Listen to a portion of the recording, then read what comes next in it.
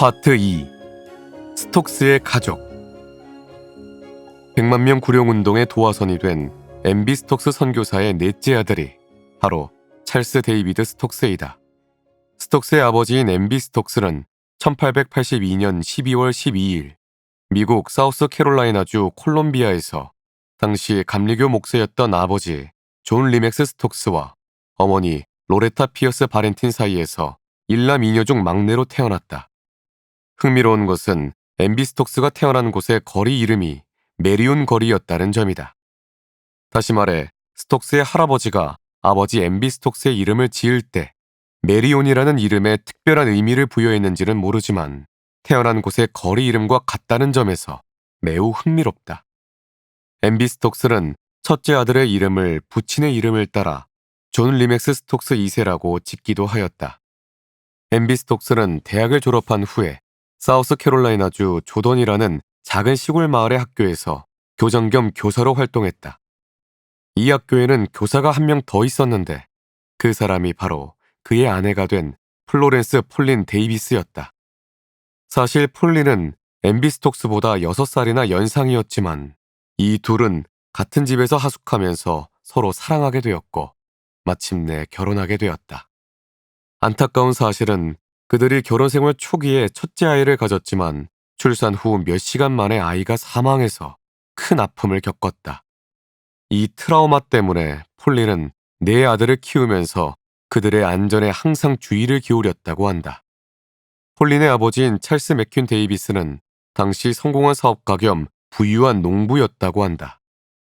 MB 스톡스는 막내 아들의 이름을 장인의 이름을 따라 찰스 데이비드 스톡스라고 지어주었다.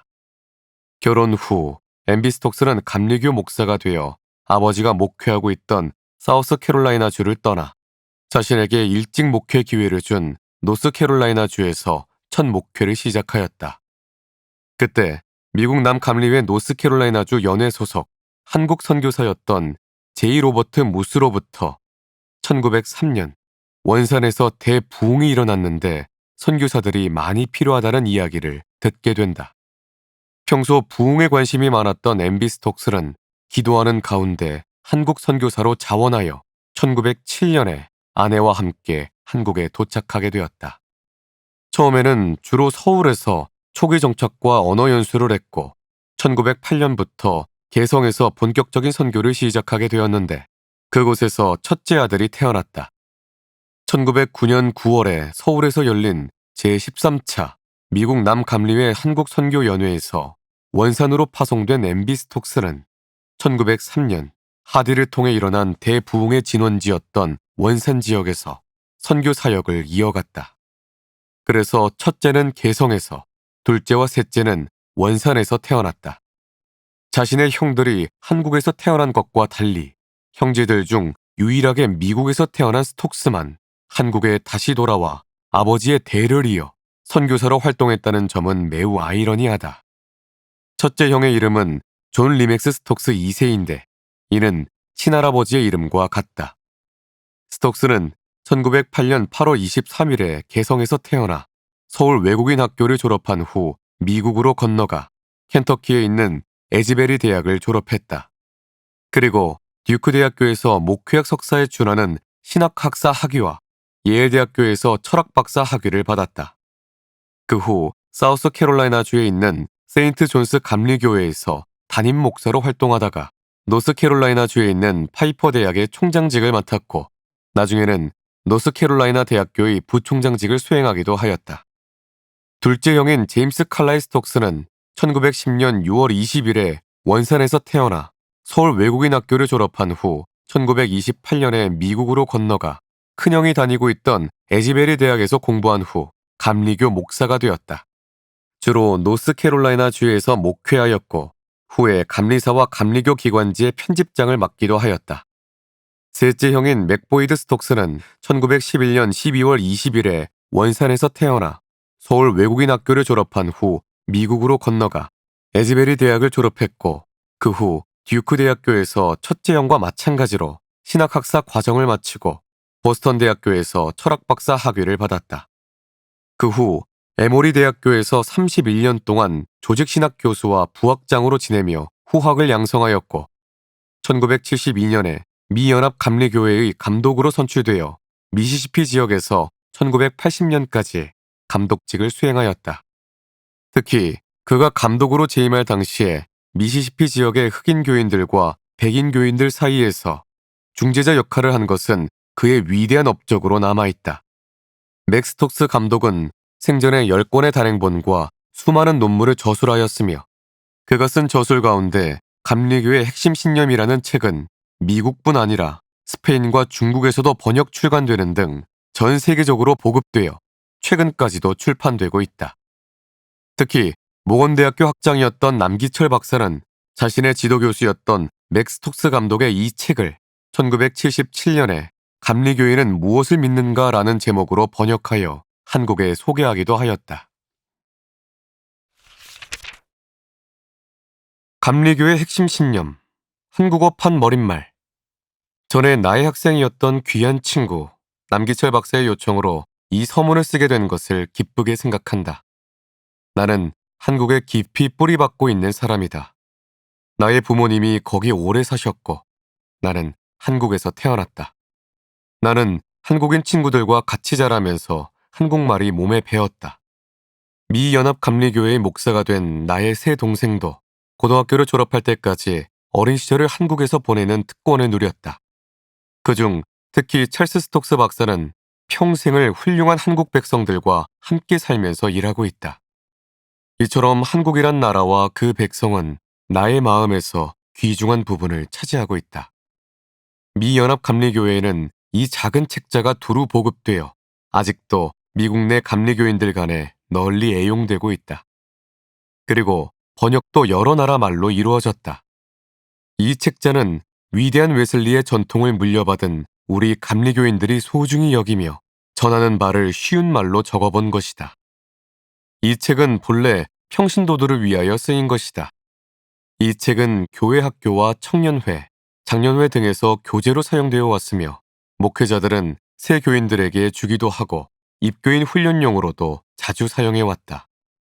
이 책을 쓰는 데 있어서 나는 무엇보다도 계시된 하나님의 말씀인 성경에 충실하려고 노력했다. 웨슬리 전통의 정신을 우리 생활과 사상에서 뗄 수 없는 위대한 성서적 교리를 해석하는데 적용하려고 시도했다. 이 작은 책을 읽는 남녀 독자들, 특히 한국 감리교인들에게 하나님의 축복이 함께하시기를 빌어 맞이않는다. 1977년 2월 23일 연합감리교회 미시시피주 잭슨 지역 감독 맥비 스톡스. 네 형제 중 막내였던 스톡스 선교사는 1915년 5월 11일에 사우스캐롤라이나주 선머턴에 있는 외가에서 태어났고 친가가 있는 사우스캐롤라이나주 워랄라로 가서 친할아버지의 유아 세례를 받았다. 아버지의 안식년이 곧 끝났기 때문에 스톡스 선교사는 그가 잉태되었던 한국으로 돌아와야만 했다. 사실 MB 스톡스는 자신이 이전에 담당했던 원산 지역에서 활동하기를 원했지만 1915년 미국 남감리회 한국선교연회를 주재한 호스 감독은 MB 스톡스를 춘천으로 파송하였다. 당시 선교사들은 자녀 교육 문제로 어린 자녀들을 본국인 미국으로 보내곤 했지만 스톡스의 어머니는 과거에 교사로 활동했던 경력이 있었기 때문에 집에서 아이들을 직접 가르쳤다. 1922년 두 번째 안식년 때 MB 스톡스는 미국 애틀랜타에 있는 에모리 대학교에 입학하여 신학 석사 공부를 시작했다. 이를 위해 스톡스 가족은 학교 근처에서 9개월 정도 머물렀고 네 형제는 그곳에 있는 학교에 다녔는데 그동안 어머니가 가정에서 잘 교육해준 덕분에 네 형제 모두 좋은 성적을 받았다고 한다. 1923년 한국으로 돌아온 MB 스톡스는 춘천이 아닌 개성에서 다시 선교 사역을 시작했고 그곳에서 형제들은 미리암 굿윈이라는 교사와 어머니를 통해 계속해서 교육을 받게 되었다. 그 당시 원산 지역은 선교사들이 쉼과 충전을 할 수 있는 공간으로 인기가 매우 높았기 때문에 그곳에서 선교사 휴양관을 많이 만들어서 여름마다 선교사들이 쉼을 얻고 야외에서 예배를 드리기도 하였다. 스톡스 가족도 여름에는 원산에 있는 명사심리 해수욕장에서 휴식을 취하였다. 1926년 MB 스톡스는 서울 지역 선교 책임자인 감리사로 임명을 받아 개성에서 서울로 이사했고 1940년에는 일본에 의해 강제로 추방되어 더 이상 한국에서 선교 사역을 할 수 없을 때까지 서울에서 계속 사역하였다.